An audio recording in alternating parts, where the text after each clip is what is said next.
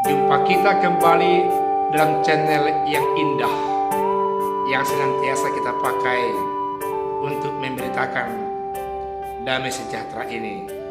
Mari kita bersatu dalam doa.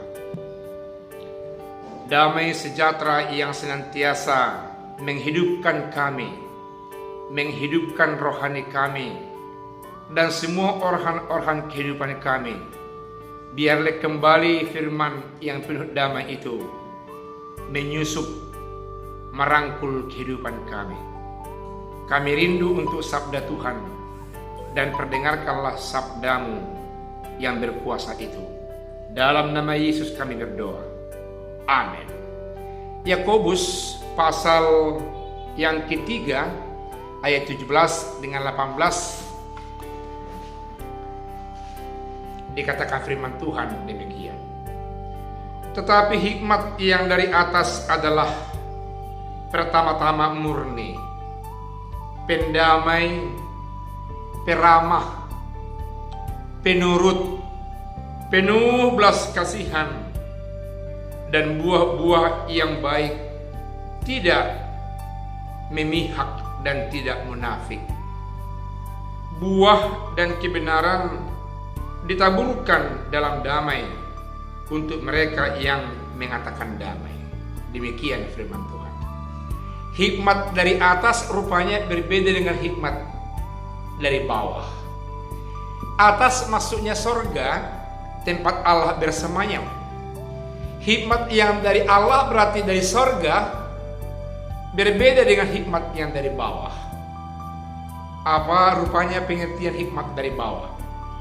Hikmat dari bawah memberi arti hikmat pengetahuan yang berada dan bersumber dari tengah-tengah dunia ini. Hikmat dunia berbeda dengan hikmat yang dari sorga, yang dari atas. Hikmat dunia yang sama dengan dari bawah. Sepertinya mau dikatakan firman Tuhan bertolak belakang dengan hikmat yang dari atas.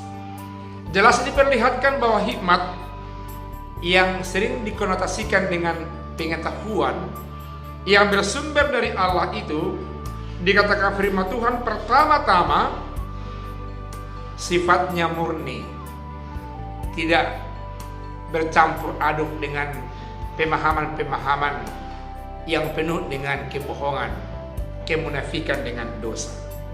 Kemurnian disamakan dengan kekudusan, kemurnian disamakan dengan ketulusan, kemurnian disamakan dengan kekudusan.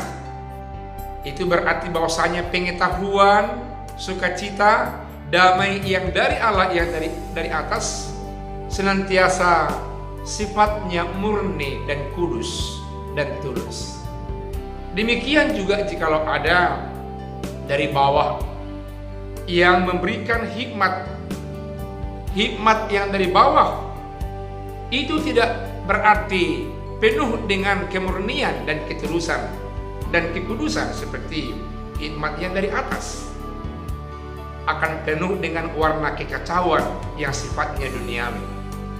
Akan penuh dengan warna-warni yang diwarna-warni oleh keinginan pribadi, keinginan kelompok, maupun keinginan yang jahat yang sifatnya egosentris, atau mungkin perkumpulan sentris, marga sentris, ataupun mungkin dengan kelompok-kelompok sentris lainnya yang ada di tengah-tengah dunia.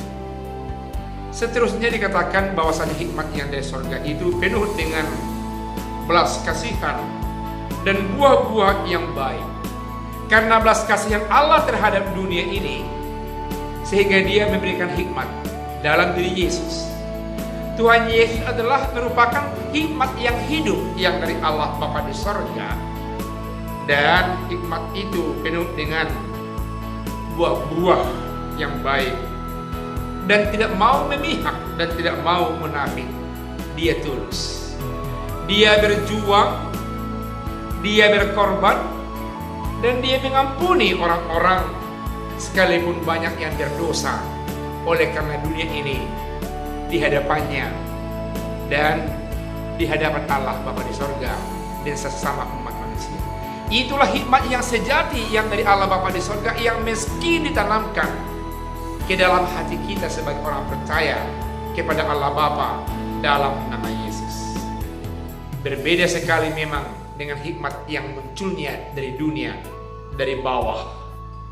Karena dunia ini sifatnya kedagingan, yang selalu menonjolkan keegoan, dan bila penting mau saling menghabisi demi untuk memperjuangkan kehendak pribadi, kelompok, golongan, dan yang lain-lain. Sementara hikmat yang dari sorga, yang berada dalam nama Yesus sebagai firman juga, tidak demikian adanya. Karena itu dalam ayat berikut dikatakan, buah dari kebenaran ditaburkan dalam damai untuk mereka yang mengatakan damai. Siapa awalnya yang memfirmankan, yang menyatakan damai? Adalah Allah Bapa di sorga.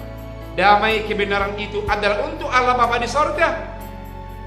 Orang yang tinggal di dunia ini belajar dan hidup dari Dia sebagai sumber kebenaran, sumber hikmat itu, agar sungguh-sungguh dunia ini bisa dicerahi, agar dunia ini dirubah walaupun tidak keseluruhan oleh setiap orang, tapi setidaknya dunia ini ditaburi, dibauri dengan hikmat yang dari sorga, kebenaran-kebenaran yang dari sorga, supaya nyatalah kita yang sudah menerima kebenaran yang dari sorga. Tuhan Yesus memberkati, kiranya saudara dan saya benar imannya di hadapan Allah, benar kehidupannya di hadapan Allah dan di hadapan sesama. Amin. Kita berdoa. Terima kasih atas firman Tuhan yang memotivasi kami agar kami lebih merindukan hikmat yang dari sorga, penuh cinta kasih, tulus dan tidak munafik.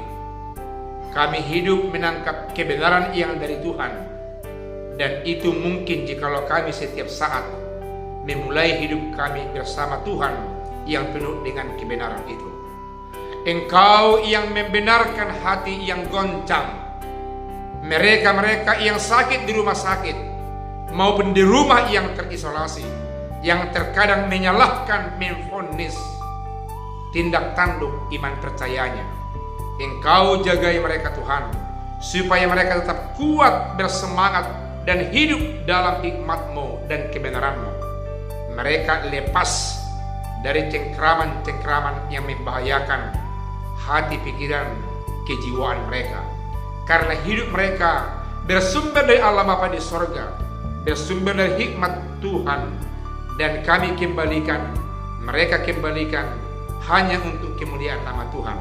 Karena itu, yakinkan mereka, jagai mereka yang ada dalam genggaman, yang ada dalam perhatian dan tanggung jawab Tuhan. Dalam nama Yesus kami berdoa. Amin.